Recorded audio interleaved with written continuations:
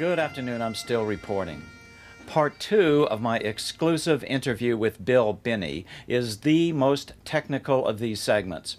I could have cut some of it out, but then it would not be in context and would not be as believable. The real nugget here is that in 2002, NSA embarked on the Fairview program.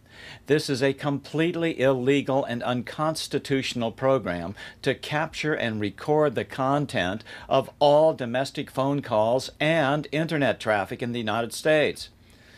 That means that NSA officials have perjured themselves in public congressional committee testimony by saying that only metadata of phone calls has been captured.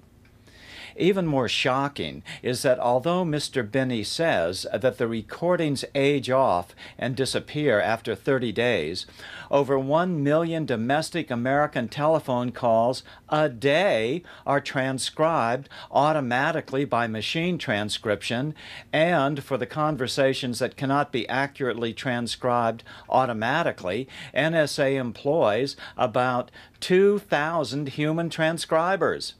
Since 2001, what has been going on exactly? Initially, it started with billing records from AT&T and then other telecoms, and then they were collecting on the order of, my estimate was about the records of about 3 billion phone calls internally in the U.S. That is, people, long distance and local phone calls. So my estimate was about 3 billion a day.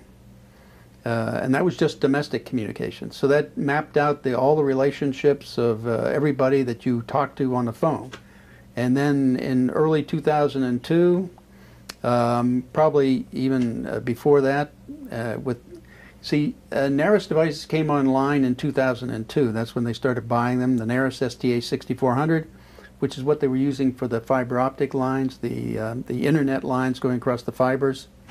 And those sessionized fiber optic communications at the rate of 622 megabits per second. That was a NARIS STA 6400. Then they upgraded it later on to the NARIS Insight device, which runs at 10 gigabits per second. And this is way too technical. Okay, well, 10 gigabits per second would mean that one NARIS device, that Insight device, could sessionize and present for storage over 100 million 1,000 characters, 100 billion 1,000 character emails a day. That's virtually the world of communications and email. And what is the NARIS device? So it's called a sessionizer. You know, in the internet world, and your communications get busted up into packets, and they send it out in packets. Right. This sessionizer, NARIS, will take all those packets and reassemble your email, and then say, here's the email you sent.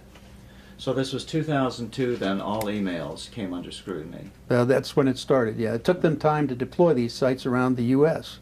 under a program called Fairview. I see. So Fairview started in 2002, and Fairview was aimed just at emails? Well, no, it took everything on the fiber line. That meant chatter, file transfers, voice over IP, video, whatever's on the fiber line, chatter, all your internet activity, whatever you do on the internet.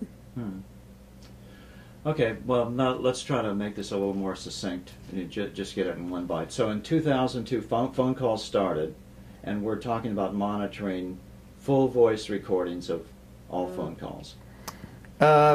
I'm not sure they do all of them. I thought perhaps they would actually transcribe or look at maybe 1 million of them a day. And the rest they would have available for a period of time that would age off as the new data came in. They might have enough to store maybe 30 days, say, or 3 weeks, and then a new week comes in, the old week ages off. Right. So they have that window of about 3 weeks to a month to look at data. This is how it started. Yeah. But now that's not the case. No, I think it's still pretty much the case. I mean, transcription of 3 billion phone calls a day, that's kind of a lot of transcribing to do. So even with machines, see, you can do machine translation, and that's pretty good if you're in a quiet environment. That is, the machine has a chance to adjust to the spoken language by a limited number of speakers. But if you have a noisy environment, it gets much more difficult to do automatic transcription of phone calls. So at that point, they'd have to revert to transcribers like they did with Adrian Kinney and David Murphy Falk at Fort Gordon, Georgia. They were transcribers, transcribing phone calls from U.S. persons in the green zone back to their families in the United States. And they were doing that without a warrant, full transcription. So does Fort Meade here have just floors and floors of human transcriber people? I wouldn't say floors and floors, maybe a couple thousand, yeah. That's not floors and floors. I mean, the floors are pretty big over there. Okay. Why is this important? None of us are without sin. We all would be embarrassed if everything about our lives were laid bare. But what if every conversation by every member of Congress was transcribed and permanently stored? The few times even the best of them misstepped could be held over their heads and force them to vote in certain ways. This would be classic Chicago politics, blackmail, tyranny. For example, what if Lois Lerner didn't just accidentally find an email to Senator Chuck Grassley in her inbox? What if one single NSA employee, strategically placed with access to Fairview data, sent it to her? I understand how NSA got to this point. Capturing all emails and phone calls is a more efficient way to protect America.